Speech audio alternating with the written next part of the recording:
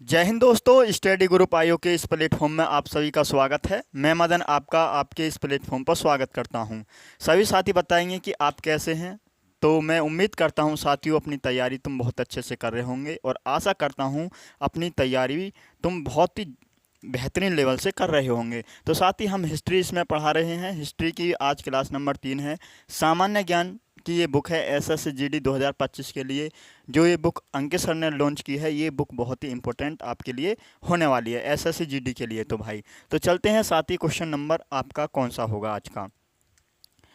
तो क्वेश्चन आपका है यहाँ पर 51वां, क्योंकि हमने क्लास 2 बहुत ही अच्छे से कर ली है और उसमें 20 ही क्वेश्चन कवर हो पाए थे, क्योंकि बहुत ही एक्स्ट्रा फैक्ट मैंने आपको बताए थे।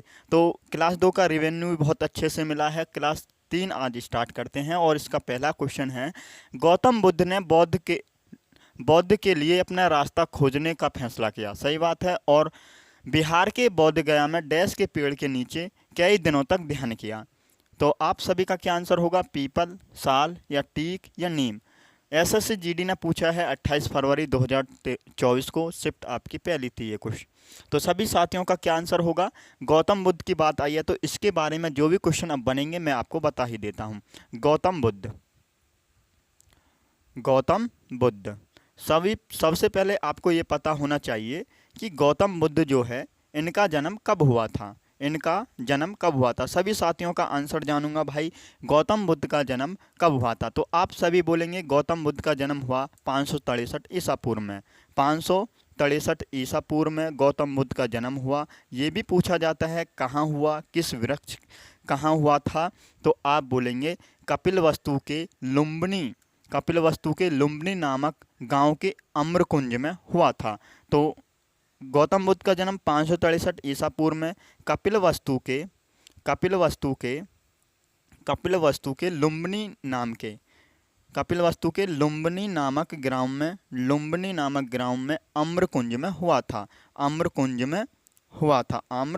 कुंज में हुआ था। ये आपको याद रखना है। कब हुआ? 563 ईसा पूर्व, कपिलवस्तु लुम्बिनी आम्रकुंज में इनका जन्म हुआ था। तो ये आपको याद रखना है। और इनके उपनाम क्या हैं? गौतम बुद्ध के उपनाम भी आपसे पूछे जाते हैं। इनको क्या कहा जाता है? गौतम बुद्ध को क्या कहा जाता है? तो आप सभी का आंसर होगा भैया गौतम बुद्ध को तो शाक्य मुनि, शाक्य शाक्य मुनि के नाम से भी जाना जाता है। और किस नाम से जाना जाता है? बोलेंगे एशिया का ज्योतिपुंज। एशिया का ज्योतिपुंज के नाम से भी इन्हें जाना जाता है। गौतम बुद्ध को एशिया का ज्योतिपुंज। तो ये आपको उपनाम भी आपको याद रखने हैं, क्योंकि कभी कभी एग्जाम में लगते हैं, पूछ लेता है गौतम बुद्ध के मतलब एशिया का ज्योतिपुंज किसे कहा जाता है। तो आप बोलेंगे भैया एशिया का ज्योतिपुंज तो गौतम बुद्ध को कहा जाता है। प्रकाशमान भी इनका उपनाम है, ये भी आपको ध्यान में रखना है। अब यहाँ से बात आती है, इनके घोड़े का नाम भी पूछा हुआ है। गौतम बुद्ध के घोड़े का नाम क्या था? इनके गुरु का नाम क्या था? तो घोड़े का नाम क्या था? कत्थक इनके घोड़े का नाम था। इनके गुरु का नाम क्या था? गुरु का नाम क्या था? तो आलार कलाम। आलार कलाम इनके घोड़े का, इनके गुरु का नाम था। तो घोड़े का नाम कत्थक, गुरु का नाम आलार कलाम। और इनको ज्ञान की प्राप्ति हुई, ये भी पूछा जाता है गौतम बुद्ध को ज्ञान की प्राप्ति कब हुई थी और कहाँ हुई थी। गौतम बुद्ध को ज्ञान की प्राप्ति कहाँ हुई थी? सभी साथियों का आंसर आना चाहिए। गौतम बुद्ध को ज्ञान की प्राप्ति कहाँ हुई थी? उरुविला। उरुविला ये बोध गया में पड़ता है। गौतम बुद्ध को ज्ञान की प्राप्ति कहाँ हुई थी? उरुवेला में। उरुवेला में गौतम बुद्ध को ज्ञान की प्राप्ति हुई। ये बोध गया में पड़ता है। ये कहाँ पड़ता है भाई? ये बोध गया में पड़ता है, उरुवेला। और ये भी पूछा जाता है उरुवेला किस नदी के किनारे, किस नदी के किनारे इनको ज्ञान की प्राप्ति हुई। तो नदी पूछ ले आपसे, नदी भी पूछी हुई है भाई एग्जाम में। तो निरंजना, निरंजना कोई पुनपुन नदी, निरंजना को ही बोला जाता है पुनपुन नदी, पुनपुन नदी। और इसी को बोला जाता है फल्गु नदी, फल्गु नदी। तो नदी कौन सी थी ज्ञान की प्राप्ति गौतम बुद्ध को? उरुवेला, बोध गया में, निरंजना या पुनपुन नदी के किनारे। और किस वृक्ष के नीचे? तो आप बोलेंगे भैया पीपल वृक्ष के नीचे। पीपल वृक्ष के नीचे इनको वृक्ष भी पूछा जाता है। तो आपको बताना है वृक्ष है भैया पीपल। पीपल वृक्ष के नीचे पूर्णिमा की रात को, पूर्णिमा की रात को इनको ज्ञान की प्राप्ति हुई थी। पूर्णिमा की रात को। ये एग्जाम में भाई यहाँ से पूछ ले तो आपको बता के आना है। और यहाँ से पूछा जाता है बौद्ध धर्म में ज्ञान की घटना को क्या कहा जाता है, ज्ञान की प्राप्ति की घटना को बौद्ध धर्म में क्या कहा गया है। तो आप सभी बोलेंगे क्या कहा गया है, निर्वाण कहा गया है। तो ये भी आपको याद रखना है। यहाँ से मैं अभी आपको क्वेश्चन बताऊंगा कि कौन कौन से यहाँ से क्वेश्चन पूछे जाते हैं। ज्ञान की प्राप्ति को बौद्ध धर्म में निर्वाण कहा गया है। इन्होंने प्रथम उपदेश दिए थे। इन्होंने प्रथम उपदेश कहाँ दिया था? गौतम बुद्ध ने अपना पहला उपदेश कहाँ दिया था? पहला उपदेश गौतम बुद्ध ने अपना पहला उपदेश कहाँ दिया था? तो आपका आंसर होगा गौतम बुद्ध ने अपना पहला उपदेश जो दिया पाली भाषा में दिया, सारनाथ। सारनाथ या आपका आ सकता है मृगदाव या ऋषिपत्नम। तो पहला उपदेश इन्होंने किस भाषा में दिया? पाली भाषा में दिया। कहाँ दिया? ये भी आपसे पूछ ले तो एग्जाम में, तो आप बोलेंगे सारनाथ। सारनाथ ना आए ऑप्शन में भाई, कभी कभी आ जाता है मृगदाव, कभी कभी आ जाता है मृगदाव, और ऋषिपत्नम भी आपको याद रखना है। ऋषिपत्नम, ऋषिपत्नम ये ऑप्शन में आपको देखने को मिल सकते हैं। तो पहला उपदेश उन्होंने पाली भाषा में दिया, सारनाथ, मृगदाव या ऋषिपत्नम में इन्होंने पहला उपदेश दिया। और पहले ये उपदेश देने की घटना को बौद्ध धर्म में क्या कहा गया है? तो आप बोलेंगे धर्म चक्र परिवर्तन।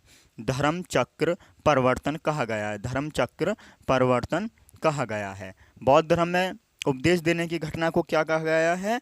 धर्म चक्र परिवर्तन कहा गया है। और सबसे ज़्यादा इन्होंने उपदेश कहाँ दिए हैं?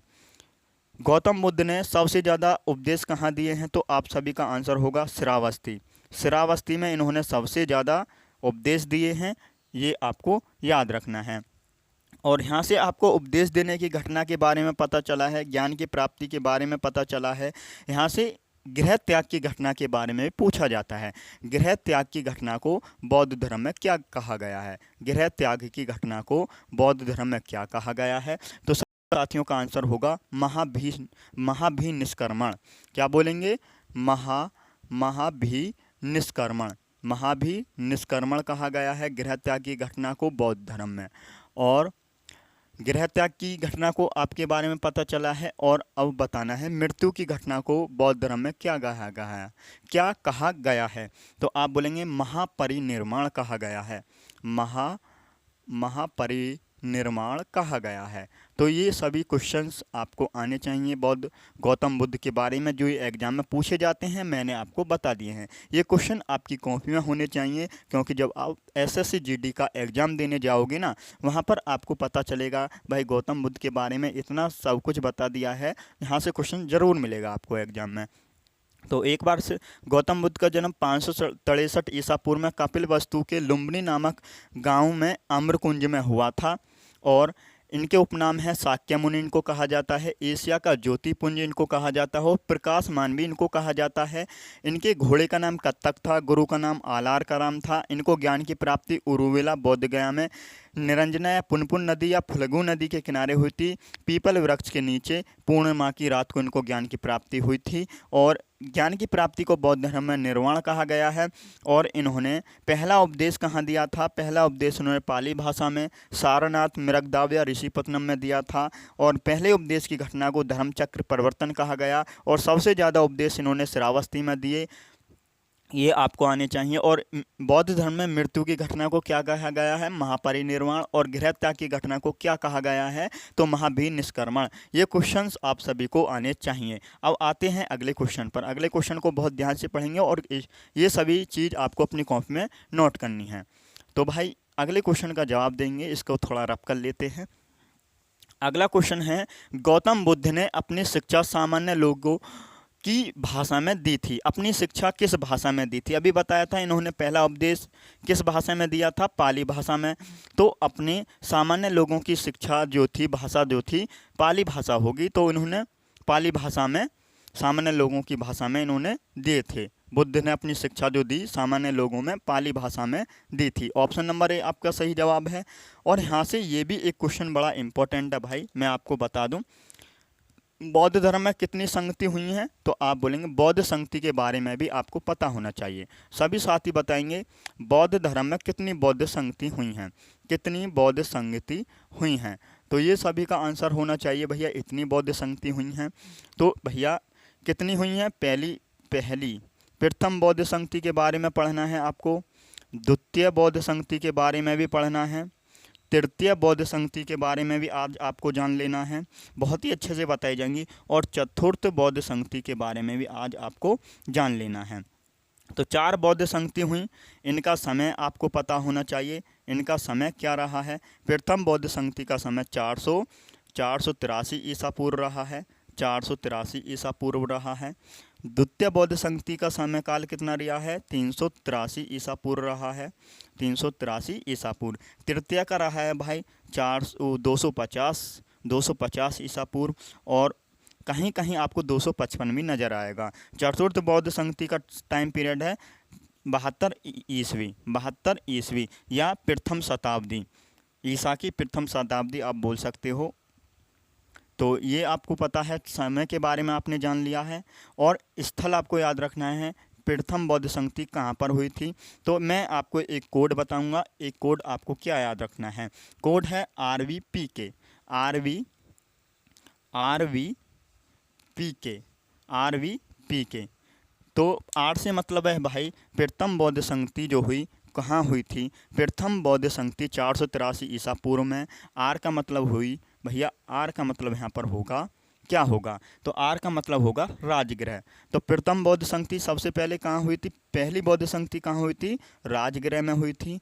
दूसरी बौद्ध संगति कहाँ हुई थी भाई? V4 वैशाली में हुई थी। तीसरी बौद्ध संगति कहाँ हुई थी? P4 मतलब पाटलिपुत्र में हुई थी, P4 मतलब पाटलिपुत्र में तीसरी बौद्ध संगति हुई थी। K4 मतलब चौथी बौद्ध संगति कहाँ हुई थी? कुंडलवन कश्मीर में हुई थी, कुंडलवन कश्मीर में हुई थी, कुंडलवन कश्मीर में चौथी बौद्ध संगति हुई थी। तो इतना आपको याद हुआ। ऐसे भी पूछा जाता है कि प्रथम बौद्ध संगति कहाँ पर हुई? राजगृह, वैशाली, पाटलिपुत्र या कुंडलवन। तो आप सभी का आंसर होगा राजगृह में हुई थी। स्थल के बारे में आपने जान लिया है। अब बात करते हैं किसके शासनकाल, शासक कौन था जब इनकी ये बौद्ध संगति हुई थी, प्रथम बौद्ध संगति हुई, तो जब उस समय किसका कौन शासक था, ये एग्जाम में पूछा जाता है। तो यहाँ भी आपको एक कोड याद रखना है, कोड है AK और AK, ये आपको याद रखना है। तो भाई A4 यहाँ पर होगा अशोक, क्या बोलेंगे? A4 यहाँ पर होगा अजातशत्रु।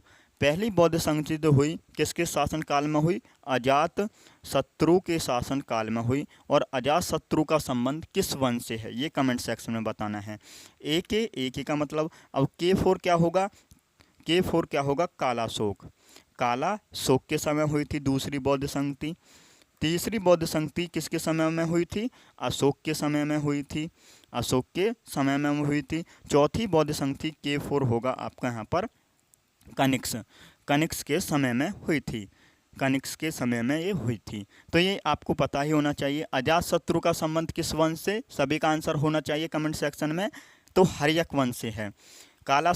कालाशोक ये शिशुनाग वंश से संबंध है। अशोक ये किस वंश से है? तो ये मौर्य वंश से है। और कनिष्क जो है ये कुषाण वंश से है। इतना आपको समझ में आया। और यहाँ अब अध्यक्षता किसने की थी, अध्यक्षता के बारे में भी आज आपको जानना होगा। प्रथम बौद्ध सभा की अध्यक्षता किसने की थी, अध्यक्ष कौन था, तो ये भी आपको याद रखना है। तो पहली बौद्ध सभा 483 ईसा पूर्व राजगृह अजातशत्रु के समय में हुई। अध्यक्ष कौन था? तो अध्यक्ष आपका आंसर होना चाहिए महाकश्यप था, महाकश्यप था। प्रथम बौद्ध संगति का अध्यक्ष कौन था? महाकश्यप। दूसरी बौद्ध संगति का अध्यक्ष कौन था? तो शाबक मीर था, या कौन था? शाबक मीर था। तीसरी बौद्ध सभा का अध्यक्ष कौन था? मोगलीपुत्र तिस्स तीसरी बौद्ध सभा का अध्यक्ष था। चौथी बौद्ध सभा का अध्यक्ष कौन था? एक तो अश्वघोष था, अश्वघोष जो है ये चौथी बौद्ध सभा का अध्यक्ष था। एक भाई वसुमित्र है, वसुमित्र भाई ये चौथी बौद्ध सभा का उपाध्यक्ष था, ये उपाध्यक्ष था। तो ये भाई आपको पता ही होना चाहिए, इतना सब कुछ आपको पता ही होना चाहिए। बहुत ही अच्छे से आपको बताया है, बहुत ही तोड़ के बताया है, ये आपको याद होना चाहिए। एग्जाम में आपसे पूछ ले तो आप बता के आओगे भैया। दूसरी बौद्ध सभा इसके शासनकाल में हुई, तो एक बार मैं तुम्हें रिपीट करता हूँ। प्रथम बौद्ध संगति होती है 483 ईसा पूर्व में, राजगृह में होती है, अजातशत्रु के समय में होती है। अध्यक्ष कौन था? महाकश्यप। दूसरी बौद्ध सभा 383 ईसा पूर्व में होती है, वैशाली में होती है, कालाशोक के समय, साबक मीर इसका अध्यक्ष, साबक मीर। तीसरी बौद्ध सभा 250 ईसा पूर्व में होती है, पाटलिपुत्र में, अशोक के समय, मोगलीपुत्र तिस इसका अध्यक्ष था।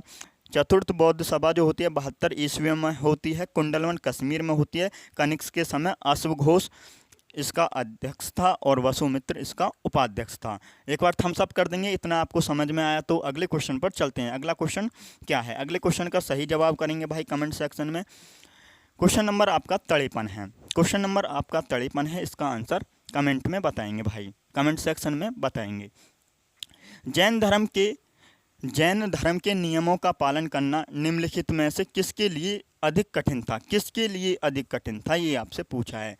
तो ए ऑप्शन है कारीगरों, व्यापारियों या किसानों या महाजनों। तो ये क्वेश्चन पूछा है SSCGD 13 फरवरी 2023 को ये क्वेश्चन पूछा है। तो आप सभी का क्या आंसर होगा? तो इस क्वेश्चन का सही जवाब क्या हो जाएगा? तो ऑप्शन नंबर सी आपका यहाँ पर सही जवाब हो जाएगा। जैन धर्म के नियमों का पालन करना किसानों के लिए सबसे अधिक कठिन था। ऑप्शन सी आपका सही जवाब है। जैन धर्म से 5 या बोल सकते हो पंच महाव्रत हुए हैं या अणुव्रत हुए हैं, वो आपको जानने हैं। जैन धर्म से संबंधित, जैन धर्म से कुछ संबंधित बातें आपको पता ही होनी चाहिए। जैन धर्म से संबंधित पंचव्रत हुए हैं, पंचव्रत बोलेंगे, पंच महाव्रत हुए हैं, पंच महाव्रत हुए हैं और उनको ही बोला जाता है अणुव्रत। ये आपको याद रखने हैं, यहाँ से भी क्वेश्चन बना है। पहला आपका क्या है? दूसरा, तीसरा, चौथा और पांचों, ये पांचों के पांचों आपको याद होने चाहिए, ये भी एग्जाम में पूछा जाता है। तो पहला है भाई सत्य, पहला पंच महाव्रत जो है सत्य, दूसरा अहिंसा, दूसरा भाई अहिंसा हो जाएगा। तीसरा क्या होगा? तीसरा अपरिग्रह, चौथा क्या होगा? असत्य, और पांचवा क्या हो जाएगा? आपका होगा पांचवा ब्रह्मचार्य, आपका होगा पांचवा ब्रह्मचार्य। तो ये पांचों के पांचों आपको महाव्रत याद रखने हैं, पंच महाव्रत हैं, इन्हीं को अणुव्रत बोला जाता है। जैन धर्म के 3 त्रिरत्न हुए हैं।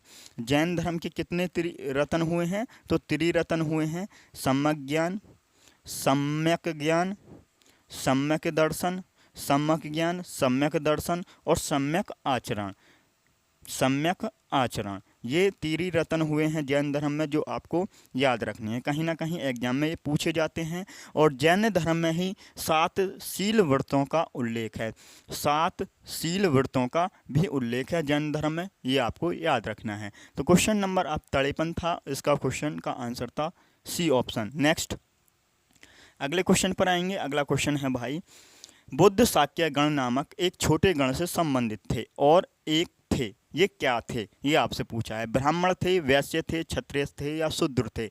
तो आप सभी का क्या आंसर होगा? तो आप बोलेंगे भैया ये क्षत्रिय थे, ऑप्शन नंबर सी आपका यहाँ पर सही जवाब हो जाएगा। नेक्स्ट क्वेश्चन पर आएंगे। अगला क्वेश्चन क्या है?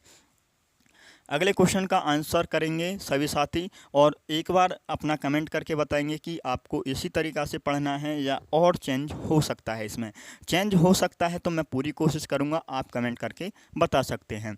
और साथ ही SSCGD की नौकरी लेने के लिए भाई इस तरह की तैयारी तो आपको करनी ही होगी। भगवान महावीर ने 1.5 वर्ष की आयु में घर छोड़ दिया था और ज्ञान की तलाश में वे एक वन में रहने चले गए थे। SSCGD 23 जनवरी 2023 शिफ्ट आपकी चौथी थी, 30 थी, 29, 32 या 28? तो कितना आंसर होगा आप सभी का? तो आप बोलेंगे उम्र कितनी थी उनकी? 30 वर्ष थी। किसके बारे में बात हुई है? भगवान महावीर के बारे में बात हुई है, महावीर स्वामी के बारे में बात हो रही है। तो इनके बारे में 2-4 इंपॉर्टेंट जो क्वेश्चन बन सकते हैं वो आपको देख लेने हैं। महावीर स्वामी, तो इनका जन्म कब हुआ था? सबसे पहले बताओ महावीर स्वामी के बचपन का नाम क्या था, ये भी एग्जाम में पूछा हुआ है। महावीर स्वामी के बचपन का नाम था वर्धमान। वर्धमान इनके बचपन का नाम था। वर्धमान इनके बचपन का नाम था। और साथ ही इनका जन्म कहाँ हुआ था, महावीर स्वामी का जन्म कहाँ हुआ था? तो सभी का आंसर होगा जात्रक या वज्जी कुल में इनका जन्म हुआ, कुंडग्राम वैशाली में हुआ था। किस कुल में हुआ? जात्रक या वज्जी कुल में इनका जन्म हुआ था। वज्जी कुल में इनका जन्म हुआ था। कुंडग्राम कहाँ हुआ था भाई? कुंडग्राम वैशाली में इनका जन्म हुआ था। ये आपको याद रखना है, ये आपको भाई याद रखना है, जन्म के बारे में याद रखना है। अब बात करते हैं इन्होंने पहला उपदेश कब दिया था। इन्होंने पहला उपदेश कब दिया था? पहला उपदेश इन्होंने कब दिया था? कितनी उम्र में दिया था? किस भाषा में दिया था? तो इन्होंने पहला उपदेश प्राकृत, जिसको बोलते हैं अर्धमगधी भाषा में इन्होंने पहला उपदेश दिया। कहाँ दिया? राजगृह में दिया। तो इन्होंने पहला उपदेश कब दिया था? कौन सी भाषा में दिया? प्राकृत या अर्धमगधी भाषा में दिया था। अर्धमगधी भाषा में इन्होंने पहला उपदेश दिया। कहाँ दिया भाई? राजगृह में इन्होंने पहला उपदेश दिया था। ये भी आपको याद रखना है। अब यहाँ से क्वेश्चन बनता है, इनकी मृत्यु कब हो गई थी? महावीर स्वामी की मृत्यु कब हो गई थी? तो महावीर स्वामी की जो मृत्यु हुई ना साथी, 72 वर्ष की आयु में। कितनी वर्ष की आयु में? 72 वर्ष की आयु में। कहाँ हुई थी? 72 वर्ष की आयु में इनकी मृत्यु पावापुरी राजगीर में हो गई थी। मृत्यु हुई इनकी 72 वर्ष की आयु में पावापुरी राजगीर में इनकी मृत्यु हो गई थी। पावापुरी राजगीर में। इतना आपको। और इन्होंने ज्ञान प्राप्त, जैन धर्म में ज्ञान प्राप्त को क्या कहा जाता है? ज्ञान की प्राप्ति को क्या कहा जाता है जैन धर्म में? तो केवल्य कहा गया है। केवल्य कहा गया है। केवल्य ज्ञान प्राप्ति की घटना को क्या कहा गया है? केवल्य कहा गया है। और इन्होंने ज्ञान प्राप्त कब किया था?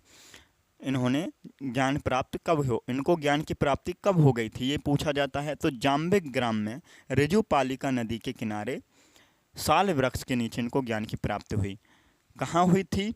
तो जाम्बिक ग्राम में। जाम्बिक ग्राम में साल वृक्ष के नीचे इनको ज्ञान की प्राप्ति हुई। साल वृक्ष के नीचे। और किस नदी के किनारे? किस नदी के किनारे? ऋजुपालिका नदी के किनारे। ऋजुपालिका नदी के किनारे इनको ज्ञान की प्राप्ति हो गई थी। और ज्ञान की प्राप्ति को जैन धर्म में केवल्य कहा गया है। इतना आपको आना चाहिए भाई। नेक्स्ट क्वेश्चन पर आएंगे। अगला क्वेश्चन है, इस क्वेश्चन का सही जवाब देंगे कमेंट सेक्शन में। आपका क्वेश्चन नंबर 56 है, इसका आंसर करेंगे बौद्ध गया एक महत्वपूर्ण बौद्ध तीर्थ स्थल क्यों है? SSC GD 30 नवंबर 2021 शिफ्ट पहली में आया हुआ क्वेश्चन है। ए ऑप्शन है यहाँ गौतम बुद्ध का जन्म हुआ था। बी ऑप्शन है यहाँ गौतम बुद्ध को ज्ञान प्राप्त हुआ था। गौतम बुद्ध ने ज्ञान प्राप्त करने के बाद यहाँ अपना प्रथम उपदेश दिया था। या डी ऑप्शन है यहाँ गौतम बुद्ध को महापरिनिर्वाण प्राप्त हुआ था। कौन सा ऑप्शन होगा? तो आप सभी का आंसर होगा यहाँ गौतम बुद्ध को ज्ञान प्राप्त हुआ था। ऑप्शन नंबर बी आपका यहाँ पर बिल्कुल सही ऑप्शन हो जाएगा। ऑप्शन नंबर बी आपका यहाँ पर सही जवाब हो जाएगा। नेक्स्ट क्वेश्चन पर आएंगे। अगला क्वेश्चन है, इसका आंसर करेंगे भाई। निम्नलिखित में से किसने वज्जी पर प्रस्ताव हमले के बारे में सलाह लेने के लिए बुद्ध से मुलाकात की थी? किसने की थी बुद्ध से मुलाकात?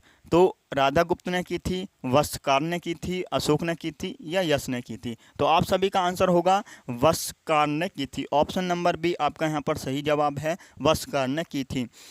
वस्कार ने की थी। हर्यक वंश का प्रमुख शासक था अजातशत्रु। अजातशत्रु ने अपने मंत्री वस्कार को किससे मिलने के लिए भेजा था? किसके पास भेजा? गौतम बुद्ध के पास भेजा था। ऑप्शन नंबर बी आपका सही है। अगले क्वेश्चन पर आ जाएंगे। अगला क्वेश्चन क्या है? जैनियों के दिगंबर संप्रदाय द्वारा पर्युषण पर्व का आयोजन डैश दिनों के लिए किया जाता है? कितने दिनों के लिए ये किया जाता है? तो 12 दिनों के लिए, 16 दिनों के लिए, 14 दिनों के लिए या 10 दिनों के लिए? तो सभी का आंसर होगा भैया 10 दिनों के लिए किया जाता है। 10 दिनों के लिए किया जाता है। और जैन धर्म 2 शाखाओं में बंट चुका था उस समय। जैन धर्म 2 शाखाओं में बंट चुका था। 2 शाखाओं में बंट चुका था, श्वेतांबर और दिगंबर। श्वेतांबर और दिगंबर 2 शाखाओं में जैन धर्म बंट चुका था। दिगंबर श्वेतांबर जो श्वेत वस्त्र पहनते थे। श्वेतांबर कौन थे? जो श्वेत वस्त्र पहनते थे। दिगंबर कौन थे? जो नग्न अवस्था में रहने वाले लोग थे, ये दिगंबर। तो जैन धर्म कितनी शाखाओं में बटा था? 2 शाखाओं में, श्वेतांबर और दिगंबर। अगले क्वेश्चन पर आ जाएंगे। अगला क्वेश्चन क्या है, इसका जवाब करेंगे भाई कमेंट सेक्शन में। क्वेश्चन नंबर आपका 59 है। प्रसिद्ध पुस्तक अर्थशास्त्र हमें बताती है कि मौर्य काल के दौरान उत्तर पश्चिम कम्बलों में और डैश अपने सोने एवं कीमती पत्थरों के लिए महत्वपूर्ण था। एसएससी जीडी 20 फरवरी 2024 शिफ्ट दूसरी में पूछा हुआ सवाल है। दक्षिण भारत, पश्चिम भारत या पूर्वी भारत या उत्तर भारत? तो सभी का क्या आंसर होगा? तो आप बोलेंगे दक्षिण भारत। ऑप्शन नंबर ए आपका यहाँ पर सही जवाब हो जाएगा। अगले क्वेश्चन पर आएंगे। अगला क्वेश्चन है, क्वेश्चन नंबर आपका 60 है। निम्नलिखित में से कौन सा मौर्यकालीन शिलालेख वर्तमान भारत में स्थित नहीं है? कौन सा शिलालेख है जो वर्तमान भारत में स्थित नहीं है? ऑप्शन आपका ए है कांधार, कालसी, गिरनार या मास्की। तो आप सभी का आंसर होगा कांधार, ये भारत में नहीं है, ये भारत में नहीं है। कालसी शिलालेख ये कहाँ पड़ता है? देहरादून में ये पड़ता है। कालसी कहाँ पड़ता है? देहरादून में पड़ता है, देहरादून में। गिरनार ये कहाँ पड़ता है? तो आप सही बोलेंगे, गिरनार जो पड़ता है ये जूनागढ़ में पड़ता है। जूनागढ़ मतलब गुजरात। गिरनार पड़ता है जूनागढ़ में, जूनागढ़। और मास्की शिलालेख ये कहाँ पड़ता है? तो आप सभी का क्या आंसर होगा? मास्की शिलालेख पड़ता है कर्नाटक रायचूर में। कर्नाटक रायचूर में पड़ता है मास्की शिलालेख, ये आपको याद रखना है। ऑप्शन नंबर ए आपका यहाँ पर बिल्कुल सही जवाब था। अगले क्वेश्चन पर आएंगे। अगला क्वेश्चन है आपका, मौर्य साम्राज्य की राजधानी थी उज्जैनी, तक्षशिला, स्वर्णगिरी या पाटलिपुत्र? तो मौर्य साम्राज्य की राजधानी क्या थी? तो आप सभी का क्या आंसर होगा? मौर्य साम्राज्य की राजधानी पाटलिपुत्र थी। ऑप्शन नंबर आपका यहाँ पर हो जाएगा डी सही, मौर्य साम्राज्य। मौर्य वंश का मुझे बताओ समय पीरियड क्या था? मौर्य वंश का समय पीरियड क्या था? तो आप सभी का क्या आंसर होगा? 322 बीसी से 185 बीसी। 322 बीसी से 185 बीसी, 185 बीसी ये मौर्य वंश का टाइम पीरियड है। और मौर्य वंश का जो संस्थापक है चंद्रगुप्त प्रथम, चंद्रगुप्त था। मौर्य वंश का संस्थापक कौन था? तो आप सभी का क्या आंसर होगा? मौर्य वंश का संस्थापक चंद्रगुप्त प्रथम था, चंद्रगुप्त मौर्य था। चंद्रगुप्त मौर्य ये मौर्य वंश का संस्थापक था। इसने चंद्रगुप्त मौर्य ने नंद वंश का अंतिम शासक हुआ घनानंद को पराजित करके मगध पर किस वंश की नींव डाली थी? मौर्य वंश की नींव डाली थी। तो चंद्रगुप्त मौर्य ये मौर्य वंश का प्रथम इसे संस्थापक कहा जाता है। नेक्स्ट क्वेश्चन पर आएंगे। अगला क्वेश्चन है मौर्य साम्राज्य का अंतिम शासक निम्नलिखित में से कौन था? मौर्य साम्राज्य का अंतिम शासक निम्नलिखित में से कौन था? बृहद्रथ, चंद्रगुप्त मौर्य, अशोक या बिंदुसार? तो यहाँ आपको पता ही होना चाहिए। मौर्य साम्राज्य की बात हुई है, मौर्य साम्राज्य का संस्थापक कौन हुआ, पहला शासक कौन हुआ? तो सभी का आंसर होगा मौर्य साम्राज्य का पहला जो शासक हुआ, पहला जो राजा हुआ वो कौन हुआ है? चंद्रगुप्त मौर्य। चंद्रगुप्त मौर्य ये मौर्य साम्राज्य का पहला शासक हुआ है। इसका टाइम पीरियड 322 बीसी से कितना 298 बीसी तक इसका टाइम पीरियड रहा है। और इसकी हत्या हो गई थी चंद्रगुप्त मौर्य की। इसके बाद शासक बनता है, दूसरा शासक बनता है, द्वितीय शासक कौन बनता है? तो आप सभी का आंसर होगा बिंदुसार। बिंदुसार दूसरा शासक बनता है। बिंदुसार इसका टाइम पीरियड 298 बीसी से कब से कब तक रहा? 298 से 273 तक, 273 तक। फिर अगला शासक कौन बनता है? बिंदुसार का ही पुत्र रहता है। तृतीय जो शासक बनता है आपका अशोक बनता है। अशोक बनता है। इसका टाइम पीरियड आपका 269 बीसी से 232 बीसी तक इसका टाइम पीरियड रहा है अशोक का। इतना आपको याद रखना है। और मौर्य वंश का जो अंतिम शासक है ये भी आपको याद रखना है। मौर्य वंश का अंतिम शासक कौन था? तो बृहद्रथ ये मौर्य वंश का अंतिम शासक था। इसकी हत्या किसने करती थी? इसका ही सेनापति था पुष्यमित्र शुंग ने इसकी हत्या करती थी। और क्या शुंग वंश की नींव इसने डाल दी थी पुष्यमित्र शुंग ने। मगध पर किस वंश की नींव डाली थी पुष्यमित्र शुंग ने? शुंग वंश की। तो इतना आपको याद रखना है। नेक्स्ट क्वेश्चन पर आएंगे। ऑप्शन नंबर ए यहाँ पर सही था, बृहद्रथ। अगले क्वेश्चन पर आ जाएंगे। अगला क्वेश्चन है, निम्नलिखित में से कौन मौर्य साम्राज्य का दूसरा शासक था? मौर्य साम्राज्य का दूसरा शासक था। अभी बताया था चंद्रगुप्त मौर्य था, या बिंदुसार था, या बृहद्रथ था, या अशोक था। तो आप सभी का आंसर होगा बिंदुसार था। ऑप्शन नंबर आपका बी सही है, बिंदुसार। इसके अन्य नाम आपको पता ही होने चाहिए बिंदुसार को, और किस नाम से जाना जाता है, अन्य नाम क्या हैं।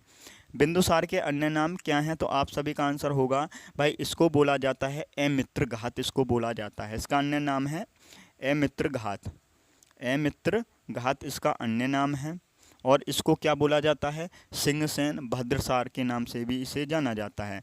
सिंहसेन भद्रसार के नाम से इसे भी जाना जाता है बिंदुसार को। तो इसके उपनाम आपको याद रखने हैं। इसका टाइम पीरियड बताना है बिंदुसार का। तो टाइम पीरियड मैंने आपको समय आपको बता दिया था, 273 से कब तक रहा? 298 से 273 BC तक। 298 से 273 BC तक इसका टाइम पीरियड रहा है बिंदुसार का। इसके दरबार में दो व्यक्ति आए थे। बिंदुसार के दरबार में दो व्यक्ति आए थे, उनके नाम आपको पता ही होना चाहिए। दो व्यक्ति आए थे, उनके नाम आपको पता होने चाहिए, एक और दो। पहला दरबारी इसके दरबार में आया था फिलाडेल्फस। ये क्वेश्चन पूछा जाता है, फिलाडेल्फस किसके शासन काल में आया था? फिलाडेल्फस ये किसके शासन काल में आया था? तो आपका आंसर होगा तो बिंदुसार के शासन काल में आया था। दूसरा कौन था? दूसरा व्यक्ति कौन था भाई? डायमेकस ये दूसरा व्यक्ति था, डायमेकस। ये इसके दरबार में आया था। फिलाडेल्फस को किसने भेजा था? फिलाडेल्फस को किसने भेजा था? तो टॉलमी सेकंड ने फिलाडेल्फस को भेजा था, टॉलमी सेकंड ने। और ये कहाँ का था? ये मिस्र का राजा था टॉलमी सेकंड, मिस्र का राजा था टॉलमी सेकंड। फिलाडेल्फस को इसने भेजा था बिंदुसार के दरबार में। और डायमेकस को किसने भेजा? एंटियोकस ये कहाँ का राजा था? एंटियोकस ये कहाँ का राजा था? तो आप बोलेंगे भैया ये सीरिया का राजा था। सीरिया के राजा ने डायमेकस को बिंदुसार के दरबार में भेजा था। और बिंदुसार के दो पुत्र हुए, सुसीम और आपका अशोक, ये इसके दो पुत्र हुए हैं। अगले क्वेश्चन पर आएंगे। अगला क्वेश्चन क्या है? क्वेश्चन नंबर आपका 64 है, इसका आंसर करेंगे। अशोक के धम्म में भगवान की पूजा या बलिदान का प्रदर्शन डैश क्या था? शामिल नहीं था, मुख्य रूप से शामिल है, या आपका अगला ऑप्शन है जैसे एक निश्चित रूप का समर्थन किया जाता है, या के एक भाग के रूप में शामिल है। तो अशोक के धम्म में भगवान की पूजा या बलिदान का प्रदर्शन शामिल नहीं था। ऑप्शन नंबर आपका ए यहाँ पर सही हो जाएगा, ऑप्शन नंबर ए। यहाँ पर सम्राट अशोक की बात हो रही है, सम्राट अशोक के बारे में भी आप जानें, अशोक के बारे में भी आप जानें। अशोक इसका टाइम पीरियड क्या रहा है? 269 से 232 तक इसका समय काल रहा है। 269 से 232 BC तक इसका समय रहा है। और इसका जन्म जो हुआ, इसका जन्म कब हुआ था? इसका जन्म 304 BC में हुआ था। इसका जन्म 304 BC में हुआ था, ये आपको पता होना चाहिए। कहाँ हुआ था ये भी पूछ ले आपसे एग्जाम में, तो पाटलिपुत्र में हुआ था। अशोक का जन्म 304 BC में पाटलिपुत्र में हुआ। इनकी माता का नाम भी पूछा जाता है, इनकी माता का नाम क्या था? तो शुभद्रांगी, क्या बोलेंगे? इनकी माता का नाम था शुभद्रांगी इसकी माता का नाम था। अशोक की माता का नाम क्या था? शुभद्रांगी। अशोक गद्दी पर कब बैठा था? अशोक गद्दी पर कब बैठा था? तो आप सभी का आंसर होगा अशोक गद्दी पर कब बैठा था। तो आप सभी बोलेंगे भैया अशोक 269 BC में गद्दी पर बैठा था। 269 BC में अशोक गद्दी पर कब बैठा? 269 BC में ये गद्दी पर बैठा था। अब आगे पूछ लूँ, इसी के समय एक युद्ध हुआ है जो आपको याद रखना है, कलिंग का युद्ध। कलिंग का युद्ध इसी के समय में हुआ है। कलिंग का युद्ध जो हुआ ये कब हुआ था? कलिंग का युद्ध कब हुआ था? तो आप बोलेंगे 261 बीसी में कलिंग का युद्ध हुआ है। 261 बीसी में। ये भी पूछा जाता है कलिंग का युद्ध जो हुआ अशोक के राज्याभिषेक के कितने वर्ष बाद हुआ था? अशोक के राज्याभिषेक के 8वें वर्ष हुआ था। देखो 69 में ये गद्दी पर बैठा और 261 में कलिंग का युद्ध हुआ, तो राज्याभिषेक के कितने वर्ष बाद हुआ? 8वें वर्ष में हुआ था कलिंग का युद्ध। कलिंग की राजधानी उस समय क्या थी? ये भी पूछी हुई है। कलिंग की राजधानी भाई तोसली थी। कलिंग की राजधानी क्या थी? तोसली इसकी राजधानी थी। कलिंग युद्ध 261 बीसी में हुआ है। ये जो कलिंग का युद्ध है अशोक के कौन से शिलालेख में इसका वर्णन है? कलिंग युद्ध का वर्णन अशोक के कौन से शिलालेख में है? तो अशोक के भाई 13वें शिलालेख में इसका वर्णन है। 13वें शिलालेख में इसका उल्लेख है। अशोक कलिंग युद्ध का जो उल्लेख है अशोक के 13वें शिलालेख में है। इतना आपको पता होना चाहिए। और भाई कलिंग युद्ध के बाद अशोक ने धम्म घोष की नीति अपनाई थी। अशोक ने कौन सी नीति अपनाई थी? धम्म घोष की नीति अपनाई थी, मतलब शांति की नीति इसने अपनाई थी। और कलिंग युद्ध के बाद ही इसने बौद्ध धर्म को अपना लिया था अशोक ने। तो ये इतना आपको पता होना चाहिए। नेक्स्ट क्वेश्चन पर आएंगे, अगले क्वेश्चन पर। अगला क्वेश्चन है निम्नलिखित में से कौन सा मौर्य शासक चंद्रगुप्त मौर्य का पोता था? कौन सा शासक चंद्रगुप्त मौर्य का पोता था? एसएससी जीडी में आया है 1 मार्च 2024 शिफ्ट पहली में है। बृहद्रथ था, अशोक था, या पुष्यमित्र शुंग था, या बिंदुसार था? तो कौन था भाई? भाई अभी लाइट चली गई थी। लाइट का अभी भाई यहाँ पर बहुत ज़्यादा इशू है क्योंकि बारिश पड़ रही है। बारिश पड़ने के कारण यहाँ पर लाइट आती जाती रहती है, तो यहाँ पर दिक्कत पैदा करती है, लाइट चली जाती है। तो यहाँ पर क्वेश्चन नंबर 65 था। इसका आंसर आपने क्या किया होगा? कौन सा मौर्य शासक हुआ है जो चंद्रगुप्त मौर्य का पोता था? बृहद्रथ था, अशोक था, पुष्यमित्र शुंग था, या बिंदुसार? तो आप सभी का आंसर होगा ये अशोक आना चाहिए। आप सभी का आंसर ये बिंदुसार का पुत्र था और चंद्रगुप्त मौर्य का पोता था। तो इतना आपको पता होगा। अशोक के बारे में थोड़ा मैंने पिछले क्वेश्चन में बताया, थोड़ा अब मैं बताता हूँ। जो क्वेश्चन अशोक से बनते हैं वो सभी क्वेश्चन आपके कवर हो जाएंगे। अशोक, इसकी पत्नी के नाम आपको याद रखने हैं। अशोक की पत्नी के नाम आपको याद रखने। पत्नी कौन कौन हुई हैं भाई? देवी इसकी पत्नी थी। देवी इसकी पत्नी थी। और इसके यहाँ पर आपको याद रखना है महेंद्र। महेंद्र इसका बेटा था। संघमित्रा इसकी बेटी थी। और चारुमती ये इसके 3 बेटा थे। महेंद्र इसका बेटा, संघमित्रा, चारुमती, इसके 3 कितने पुत्र हुए हैं? 1 तो पुत्र हुआ है, 2 इसकी लड़की हुई हैं। तो अशोक की एक पत्नी थी देवी। दूसरी पत्नी का नाम आपको बताना है। तो कारुवाकी दूसरी पत्नी हुई हैं। कारुवाकी दूसरी पत्नी हुई हैं। और इनसे क्या हुआ था? इनका बेटा हुआ था तीवर। इसके बेटे का नाम था तीवर। तीसरी पत्नी थी पद्मावती। इससे क्या हुआ था? इनसे तो तीवर हुआ था कारुवाकी से। पद्मावती से क्या हुआ था? कुंडाल हुआ था। कुंडाल ये बेटा था इनका। और ये जो था ना कुंडाल, ये अशोक का उत्तराधिकारी भी बना था।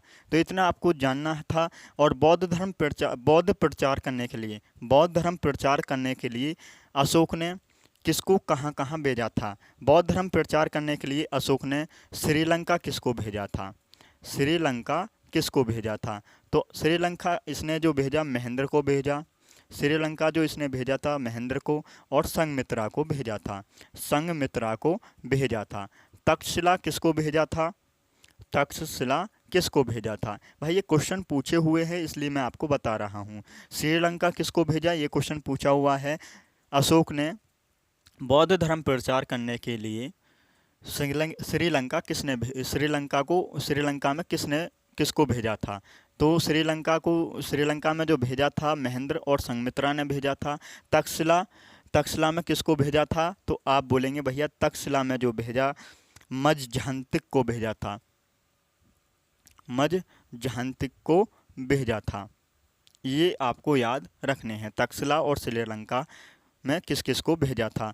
और अशोक ने कौन सा नगर बसाया है, श्रीनगर, और नेपाल में ललितपत नगर बसाया है। और चारुमती जो हुई हैं, इन्होंने इनकी शादी नेपाल के शासक से ही हो गई थी। देवपाल वहाँ का राजा था, वहाँ के राजा से इनकी शादी हो जाती है। और चारुमती नेपाल में देवपत्तन नगर को इन्होंने ही बसाया है। इतना आपको याद रखना है। नेक्स्ट क्वेश्चन पर आ जाएंगे। अगला क्वेश्चन क्या है, इस क्वेश्चन का सही जवाब करेंगे भाई। मौर्य साम्राज्य की स्थापना 322 या 321 ईसा पूर्व में महान सम्राट चंद्रगुप्त द्वारा की गई थी। किस वंश की स्थापना की गई थी? तो आप सभी का क्या आंसर होगा, मौर्य साम्राज्य की स्थापना की गई थी। ऑप्शन नंबर बी आपका यहाँ पर सही है। मौर्य वंश की स्थापना की थी चंद्रगुप्त मौर्य ने। नंद वंश की स्थापना किसने की थी? महापद्म नंद ने की थी। पाल वंश की स्थापना किसने की थी? तो गोपाल ने की थी।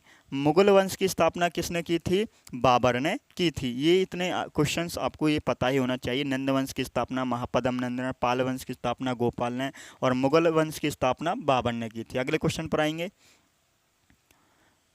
अगला क्वेश्चन है, अशोक के अधिकांश शिलालेख डैश डैश भाषा में थे और डैश डैश लिपि में थे। संस्कृत भाषा या खरोष्टी लिपि, प्राकृत भाषा या ब्राह्मी लिपि, पाली भाषा, खरोष्टी, संस्कृत, ब्राह्मी। तो आप सभी का आंसर होगा, इसके जो शिलालेख थे प्राकृत भाषा में थे और ब्राह्मी लिपि में थे। अधिकांश जो शिलालेख थे प्राकृत भाषा, ब्राह्मी लिपि। ऑप्शन नंबर बी आपका सही है। अशोक। भारत में सर्वप्रथम शिलालेखों का प्रारंभ किसने कराया था? तो अशोक ने कराया था। अशोक के कितने शिलालेख हुए हैं? अशोक के 14 शिलालेख हुए हैं।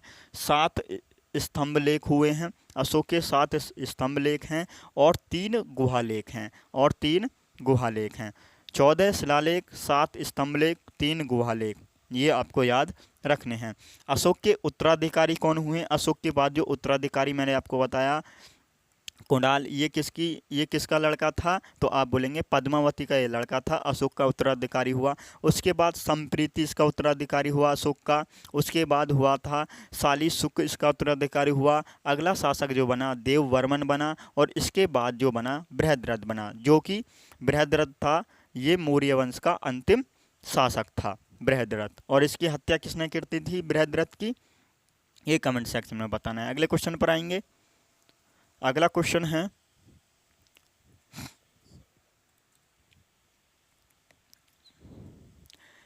कौन सा मौर्य भारतीय सम्राट अपने शिलालेखों और स्तंभों के लिए प्रसिद्ध था? समुद्रगुप्त था, या कनिष्क था, या हर्ष था, या अशोक था? तो आप सभी का आंसर होगा कौन था प्रसिद्ध?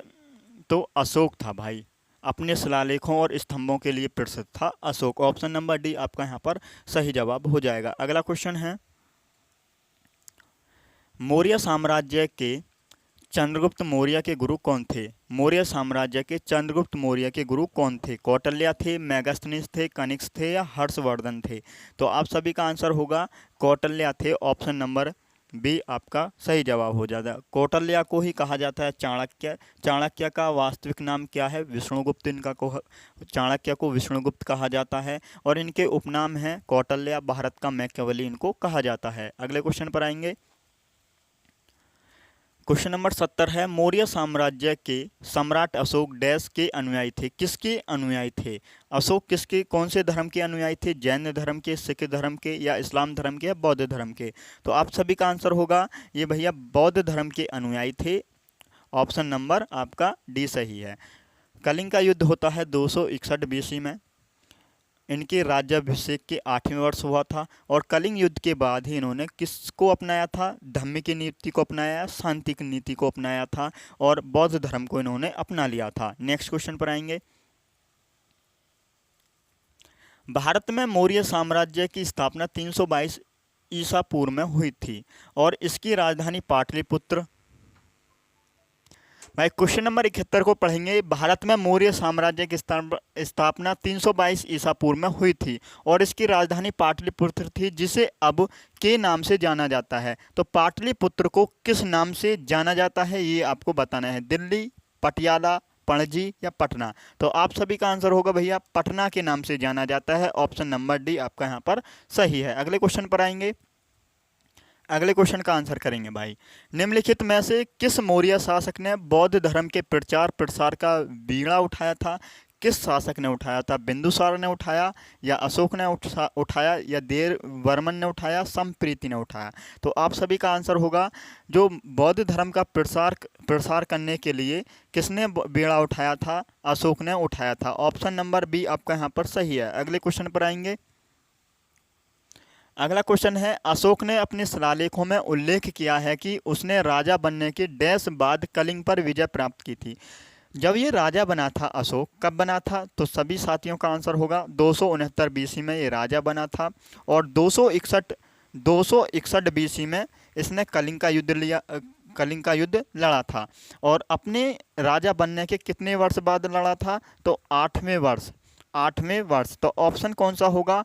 8 वर्ष। ऑप्शन नंबर आपका डी यहाँ पर सही है। ये क्वेश्चंस आपको इस टेक्निक से निकालने आने चाहिए। नेक्स्ट अगला क्वेश्चन है, क्वेश्चन नंबर 74 है, निम्नलिखित मौर्य सम्राटों में से किसे प्रियदर्शी के नाम से जाना जाता है? किसे प्रियदर्शी के नाम से जाना जाता है? तो मैंने आपको बता दिया अशोक के बारे में जो भी क्वेश्चन बने थे पीछे। तो आप सभी का आंसर होगा दशरथ, बिंदुसार, या बृहद्रथ, या अशोक। तो अशोक को प्रियदर्शी, देवान प्रियदर्शी के नाम से जाना जाता है। अगला क्वेश्चन है, क्वेश्चन नंबर आपका 75 है, इसका आंसर करेंगे भाई। क्वेश्चन नंबर 75 का, निम्नलिखित में से किस राजा के शासनकाल में सांची का महान स्तूप बनाया गया था? किस राजा के शासनकाल में सांची का महान स्तूप बनाया गया था? अशोक के समय, बिंदुसार के समय, बृहद्रथ के समय, या चंद्रगुप्त के समय? तो आप सभी का आंसर होगा अशोक के समय। सांची का स्तूप जो है ये कहाँ है? तो आप सभी का आंसर होगा ये मध्य प्रदेश रायसेन जिले में है। मध्य प्रदेश रायसेन जिले में है। और ये यूनेस्को की विश्व धरोहर सूची में इसे कब शामिल किया गया था? 1989 में इसे शामिल किया गया था। यूनेस्को द्वारा विश्व धरोहर स्थल इसे घोषित किया गया 1989 में। अगले क्वेश्चन पर आएंगे। अगला क्वेश्चन है, क्वेश्चन नंबर आपका 76 है, मौर्य शासक अशोक की मृत्यु कब हुई थी? इसकी मृत्यु कब हुई थी? 250 ईसा पूर्व, 249 ईसा पूर्व, 245 ईसा पूर्व, या 232 ईसा पूर्व? तो अशोक की जो मृत्यु हुई इसका टाइम पीरियड था 269 बीसी से 232 बीसी तक। तो इसकी मृत्यु कब हुई? 232 ईसा पूर्व तक।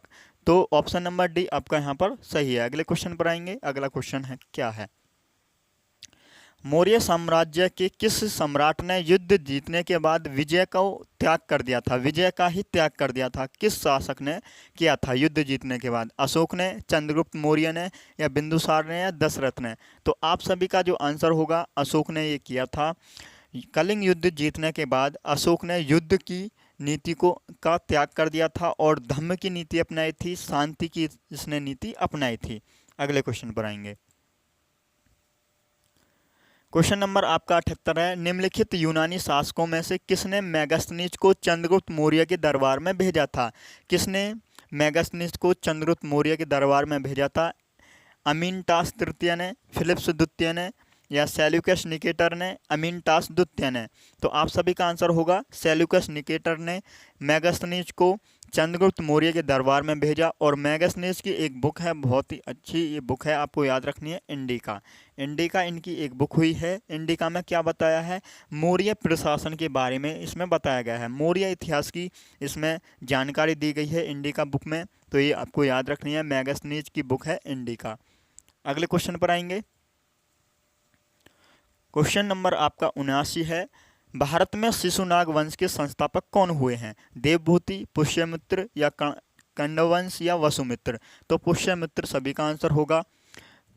तो आप सभी का आंसर क्या होगा? पुष्यमित्र। भारत में शुंग वंश के संस्थापक कौन थे? पुष्यमित्र। शुंग वंश, इसका टाइम पीरियड क्या रहा है? शुंग वंश का टाइम पीरियड क्या रहा है? तो आप सभी का आंसर होगा 185 बीसी से 73 बीसी तक इसका टाइम पीरियड रहा है शुंग वंश। इसके संस्थापक कौन रहे हैं?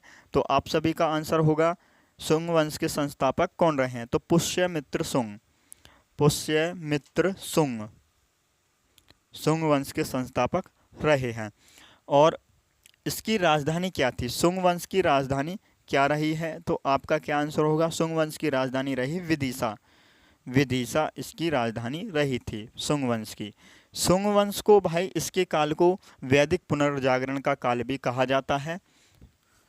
पुष्यमित्र सुंग के काल को वैदिक पुनर्जागरण का काल भी कहा जाता है। अगले क्वेश्चन पर आएंगे। अगला क्वेश्चन है क्वेश्चन नंबर आपका 80 है। भारत में सातवाहन वंश का संस्थापक निम्नलिखित में से कौन था? पुष्यमित्र सुंग था, सिमुक था, मिनांडर था या चंद्रगुप्त द्वितीय था? तो आप सभी का आंसर होगा सिमुक। सातवाहन वंश का टाइम पीरियड क्या है? सातवाहन वंश का टाइम पीरियड क्या है? तो आप सभी का क्या आंसर होगा? तो आप सभी का आंसर आना चाहिए कमेंट सेक्शन में। और सातवाहन वंश की राजधानी क्या थी? इसकी राजधानी क्या थी? कैपिटल क्या थी सातवाहन वंश की? तो आप सभी का आंसर होगा प्रतिष्ठान या पैठन। प्रतिष्ठान या पैठन इसकी राजधानी थी सातवाहन वंश की। इसके संस्थापक कौन हुए हैं? सिमुक इसके संस्थापक हुए हैं सातवाहन वंश के। इसकी राजकीय भाषा क्या थी? सातवाहन वंश की राजकीय भाषा क्या थी? राजकीय भाषा क्या थी? तो आप सभी का क्या आंसर होगा? सातवाहन वंश की राजकीय भाषा प्राकृत थी। और इसकी राजकीय भाषा हो गई। इसका अंतिम शासक कौन था? सातवाहन वंश का अंतिम शासक कौन हुआ है? अंतिम शासक कौन हुआ है? तो आपका क्या आंसर होगा? अंतिम शासक हुआ है भैया विजय। ये सातवाहन वंश के बारे में आपको इतना पता होना चाहिए। तो यहाँ पर ऑप्शन नंबर बी आपका सही था। और हमने आज की क्लास में 30 क्वेश्चन को बहुत ही अच्छे से कवर किया है। मिलते हैं कल की नेक्स्ट क्लास में। क्वेश्चन नंबर आपका 81 से स्टार्ट हो जाएगा कल की क्लास में। जय हिंद, जय भारत। और चैनल पर नए हैं तो स्टडी ग्रुप आयु यूट्यूब चैनल को सब्सक्राइब करेंगे। जय हिंद, जय भारत।